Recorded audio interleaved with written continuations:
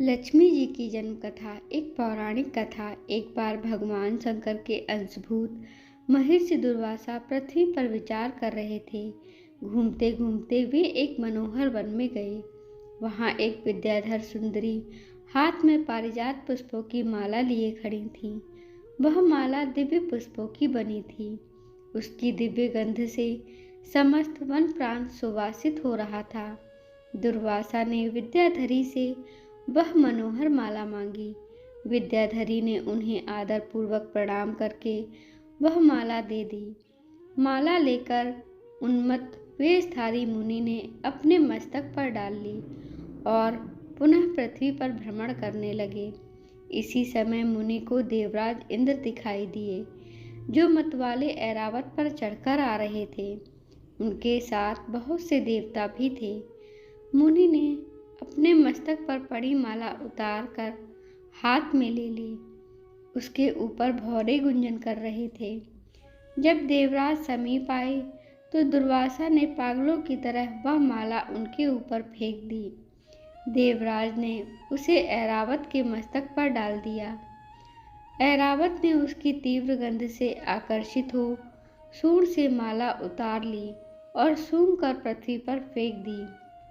यह देख दुर्वासा क्रोध से जल उठे और देवराज इंद्र से इस प्रकार बोले, अरे ओ इंद्र, ऐश्वर्य के घमंड में तेरा हृदय दूषित हो गया है। तुझ पर जड़ता छा रही है, तभी तो मेरी दी हुई माला का तूने आदर नहीं किया। वह माला नहीं, श्री लक्ष्मी जी का धाम थी। माला लेकर तूने प्रणाम तक नहीं किया, इसलिए तेरे अधिकार में स्थित तीनों लोकों की लक्ष्मी शीघ्र ही अदृश्य हो जाएंगी। यह शाप सुनकर देवराज इंद्र घबरा गए और तुरंत ही ऐरावत से उतरकर मुनि के चरणों में पड़ गए। उन्होंने दुर्वासा को प्रसन्न करने की लाख चेष्टाएं की, किंतु महर्षि टस से मस न हुए। उल्टे इंद्र को फटकार कर वहां से चल दिए। इंद्र भी ऐरावत पर सवार हो अमरावती को लौट गए। तब से तीनों लोकों की लक्ष्मी नष्ट हो गई। इस प्रकार त्रिलोकी के श्रीहीन एवं सत्वरहित हो जाने पर दानवों ने देवताओं पर चढ़ाई कर दी। देवताओं में अब उत्साह कहाँ रह गया था, सबने हार मान ली। फिर सभी देवता ब्रह्मा जी की शरण में गए।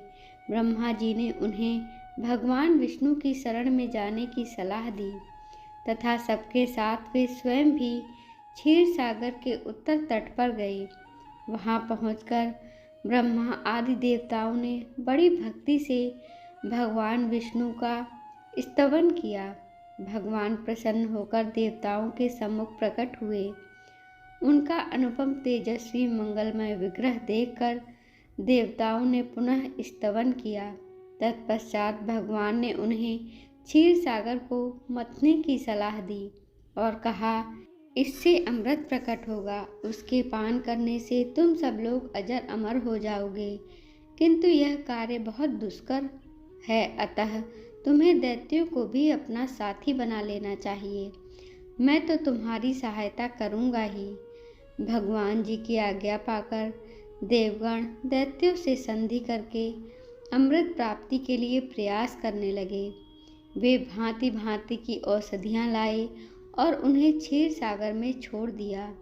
फिर मंदराचल पर्वत को मथानी और वासुकी नागराज को नेति यानी रस्सी बनाकर बड़े वेग से समुद्र मंथन का कार्य आरंभ किया।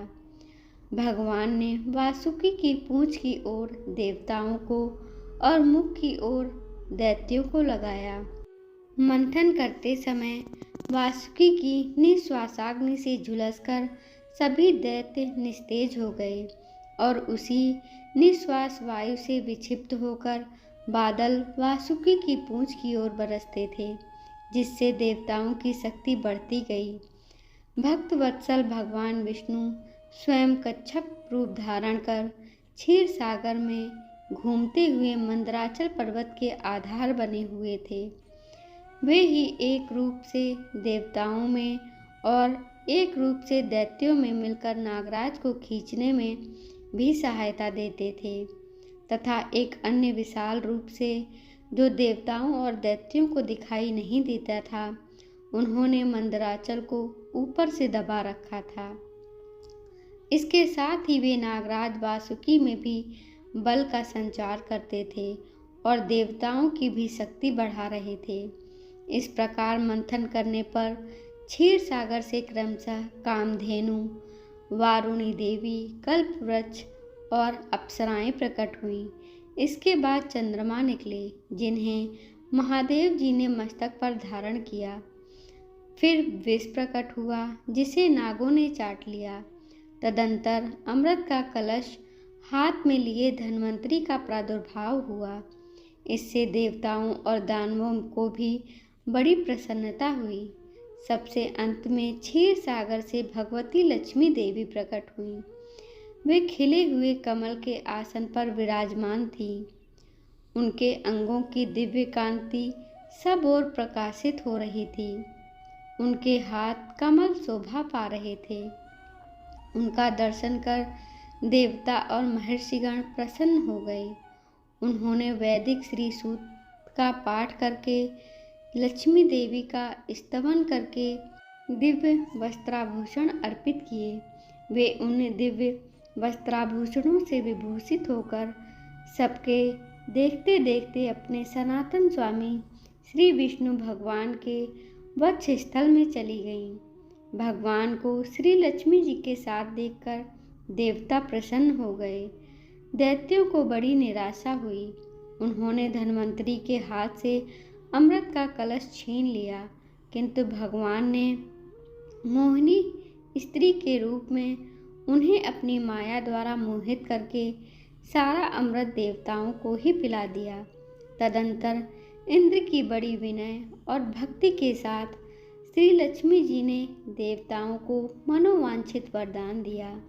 धन्यवाद दोस्तों। ऐसी ही पौराणिक और धार्मिक कथाएं सुनने के लिए हमारे वीडियो को लाइक करें, चैनल को सब्सक्राइब करें। धन्यवाद।